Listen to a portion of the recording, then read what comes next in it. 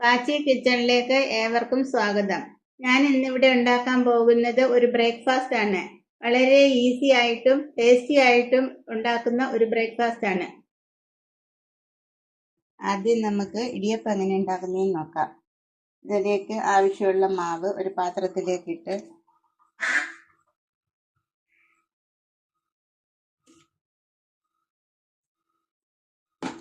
അതിനാവശ്യമായ ഉപ്പ്, ഒരു സ്പൂൺ വെളിച്ചെണ്ണ,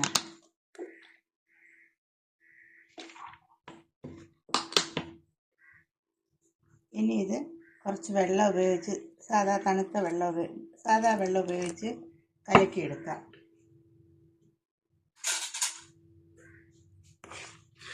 ഒരു ബാറ്റർ പോലെ ഈ ഒരു പരുവത്തിൽ വെള്ളം ഒഴിച്ച് കലക്കിയെടുക്കുക.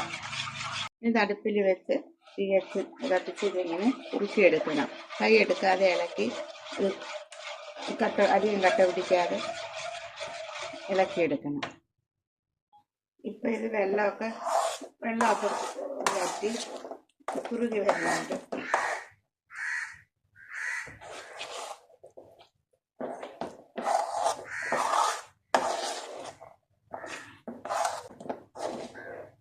കൂടി ഇങ്ങനെ വരുന്നത് അങ്ങനെ കുഴഞ്ഞ് ഉരുണ്ട് വരുന്നത് പോലെ ആവുമ്പോൾ ഇനി തീ ഓഫ് ചെയ്ത് കുറച്ച് നേരം അടച്ചു വയ്ക്കാം. നമ്മുടെ മാവ് നല്ല സോഫ്റ്റായിട്ട് ഇരിക്കുകയാണ്. ഒരുപാട് ഇട്ട് കുഴക്കുകയൊന്നും വേണ്ട. ഇത് ജസ്റ്റ് ഒന്ന് മിക്സ് ചെയ്ത് നമ്മൾ അച്ചിലിടത്തക്ക പാകത്തിലേക്കൊന്ന് ജസ്റ്റ് ഒന്ന് മിക്സ് ചെയ്ത് വെക്കുന്ന ഇടത്തക്ക പാകത്തിലേക്ക് ഉരുട്ടിയെടുത്ത്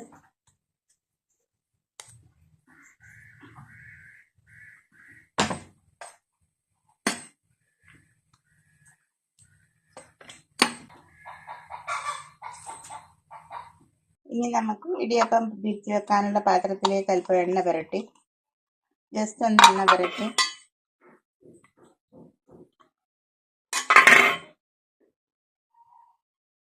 അല്പം തേങ്ങ തിരിയത് ഇട്ട് കൊടുത്ത്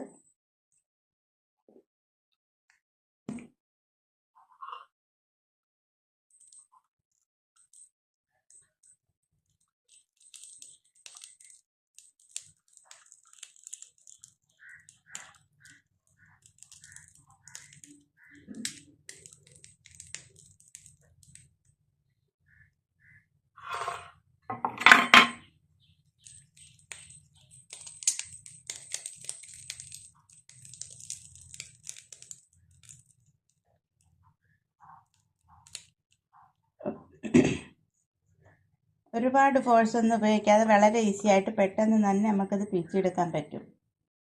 ഇനി ഇത് നമുക്കൊരു ഇഡലി പാത്രത്തിൽ വെള്ളം വെച്ചിട്ട് അതിലോട്ട് വെച്ച് ഇറക്കി വെച്ച് പെട്ടെന്ന് തന്നെ വേവിച്ചെടുക്കാം. പെട്ടെന്ന് തന്നെ ഇത് വേവും. കാരണം ഇത് ആൾറെഡി ഇതെല്ലാം വെന്തതായതുകൊണ്ട് പെട്ടെന്ന് ഒരു 5 മിനിറ്റിനകം തന്നെ ഇത് റെഡിയായി വരും.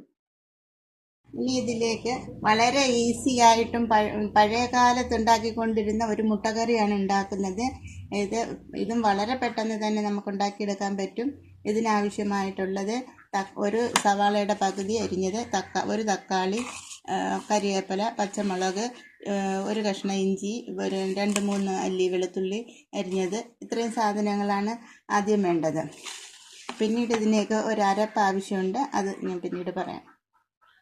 ഇനി അതിലേക്ക് ഈ സവാള അരിഞ്ഞത്, വെളുത്തുള്ളി, ഇഞ്ചി, പച്ചമുളക്, കരിവേപ്പില ഇതെല്ലാം അതിലോട്ടിടാം. തക്കാളി ഒഴികെയുള്ളതെല്ലാം ഇട്ട് ഇതൊന്ന് വാട്ടാം. ഉള്ളിയൊക്കെ വാടി വന്നിട്ടുണ്ട്. അപ്പോൾ അതിലേക്ക് തക്കാളി ചേർക്കുന്നു.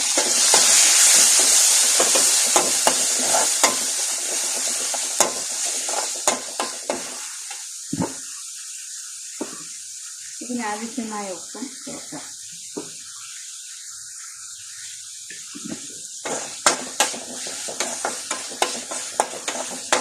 മുട്ടക്കിൻ്റെ ചേർത്തുള്ള ഉപ്പ് ഇതിന് ചേർക്കാം ഈ സമയം. എന്നിട്ട് 1 മിനിറ്റ് ഇതൊന്ന് അടച്ചു വെച്ച് വേവിക്കാം. ഇപ്പം തക്കാളിയൊക്കെ സോഫ്റ്റായി വന്നിട്ടുണ്ട്. ഈ തക്കാളിയൊക്കെ സോഫ്റ്റായി വരുമ്പം നമുക്കിതിലേക്ക് കുറച്ച് വെള്ളം ചേർക്കാം.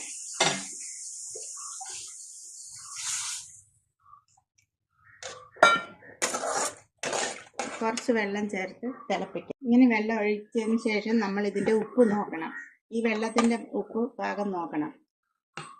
നമ്മുടെ ഇത് വെള്ളമെല്ലാം തിളച്ച് ഇനി നമ്മൾ ഇതിലേക്ക് മുട്ട പൊട്ടിച്ചൊഴിക്കണം.